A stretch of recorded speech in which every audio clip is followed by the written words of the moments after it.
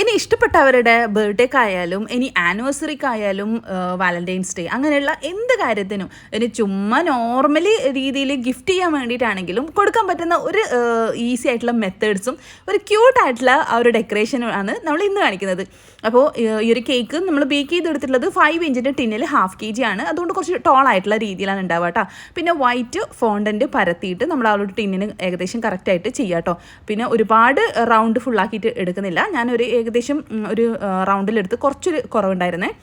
അപ്പോൾ ഈ ഒരു ക്യൂട്ടായിട്ടുള്ള ഈ ഒരു ഡിസൈനിങ് കാര്യങ്ങളൊക്കെ കൊടുക്കുന്ന സമയത്ത് ഒരു പ്രത്യേക ഒരു സന്തോഷമാണല്ലേ, വാങ്ങുന്ന ആൾക്കും കൊടുക്കുന്ന ആൾക്കും ഗിഫ്റ്റ് ചെയ്യുന്ന ആൾക്കാർക്കും ഒക്കെ. അപ്പോൾ നല്ല സാറ്റിസ്ഫൈഡ് ആണ് കേട്ടോ. കസ്റ്റമർ നല്ല ഫീഡ്ബാക്കാണ് തന്നിട്ടുണ്ടായിരുന്നത്. അത്രയും എക്സൈറ്റഡ് ആയിട്ടുണ്ടായിരുന്നു കസ്റ്റമറിൻ്റെ ഹസ്ബൻഡിന് ഇത് കൊടുത്ത സമയത്ത്. അപ്പോൾ ആനിവേഴ്സറി കേക്കായിട്ട് എന്നോട് കുറച്ച് വെറൈറ്റി ആയിട്ട് ചെയ്യണം എന്ന് പറഞ്ഞു. അപ്പോൾ നമ്മൾ സിമ്പിളായിട്ടുള്ള ആനിവേഴ്സറിക്ക് ഉള്ള ഇത് നിങ്ങൾ ഇഷ്ടമുള്ളത് നിങ്ങൾ പറഞ്ഞു, അല്ലെങ്കിൽ നമ്മുടെ ഇഷ്ടത്തിന് ചെയ്യാമെന്ന് പറഞ്ഞപ്പോൾ എനിക്ക് ഈ ഒരു റെഫറൻസ് പിക്കും കാര്യങ്ങളൊക്കെ അയച്ചിട്ട് പറഞ്ഞു ഈ ഏകദേശം ഈ ഒരു ഷേപ്പിൽ മതി, 1/2 kg മതി എന്ന് പറഞ്ഞു. അപ്പോൾ അങ്ങനെ രീതിയിൽ ഞാൻ ചെയ്ത് കൊടുത്തിട്ടുണ്ടായിരുന്നു കേട്ടോ. അപ്പോൾ നമ്മളിതിന് ഫോണ്ടൻറ്റ് കട്ട് ചെയ്ത് അതിൻ്റെ താഴെയും സെയിം റൗണ്ടിൽ തന്നെ വട്ടത്തിൽ വേണമെന്നുണ്ടെങ്കിൽ എടുക്കാം കേട്ടോ. ഞാൻ അത്ര വലിയ ഷീറ്റ് അടിയിൽ എടുത്തിട്ടില്ല.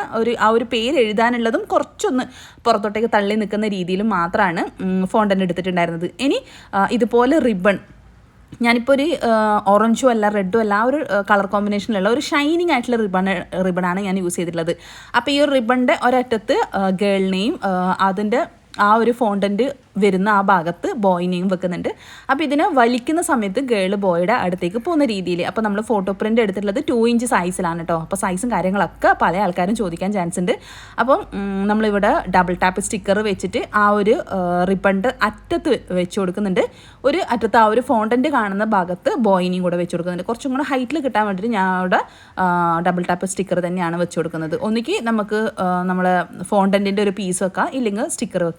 അപ്പോൾ അത് ഞാൻ ഈ ഒരു രീതിയിൽ വെക്കുന്ന മെത്തേഡ്സ് മൊത്തം കാണിക്കുന്നതാണ്. അപ്പോൾ ഇതുപോലെ വെച്ചിട്ട് ആ ഒരു റിബൺ മാറ്റുമ്പോഴാണ് അവിടെ ആനിവേഴ്സറി ആണോ ബർത്ത്ഡേ ആണോ അല്ലെ വാലന്റൈൻസ് ഡേ എന്താണോ നമ്മൾക്ക് ഇഷ്ടമുള്ള നോട്ട്സും കാര്യങ്ങളൊക്കെ കൊടുക്കുക.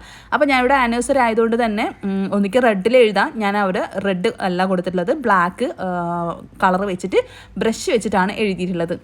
അപ്പോൾ ഇതിൻ്റെ ഷോർട്ട് വീഡിയോസ് ഇട്ട സമയത്ത് ഇതിൻ്റെ ലോങ് വീഡിയോ വേണമെന്ന് കുറച്ച് പേര് ചോദിച്ചിട്ടുണ്ടായിരുന്നു. അപ്പോൾ അതിൻ്റെ മെത്തേഡ്സും ഉള്ളിൽ എങ്ങനെയാണ് വെച്ചതെന്നും അതൊക്കെ ചോദിച്ചിട്ടുണ്ടായിരുന്നു.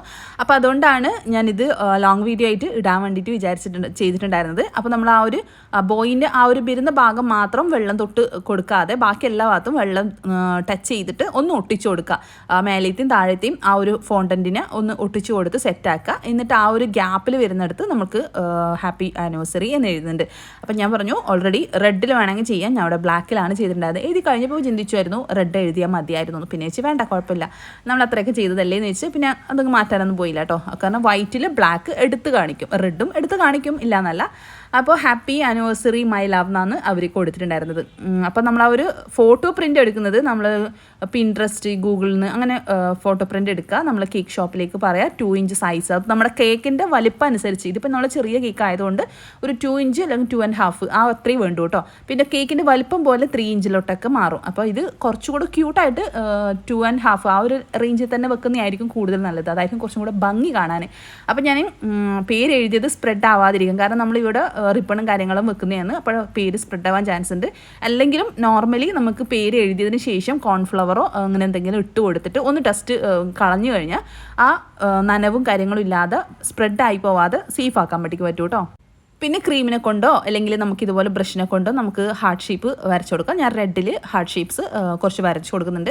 ഫില്ല് ചെയ്തിട്ട് ആദ്യം ഞാൻ പ്ലെയിൻ ആയിട്ട് വരച്ച് നോക്കി. അപ്പോൾ ഫില്ല് ചെയ്യുമ്പോഴാണ് കുറച്ചുകൂടെ ഭംഗി കാണാൻ. അപ്പോൾ ആ ഫില്ലും കൂടെ ചെയ്തിട്ട് കൊടുത്തിട്ടുണ്ട് കേട്ടോ.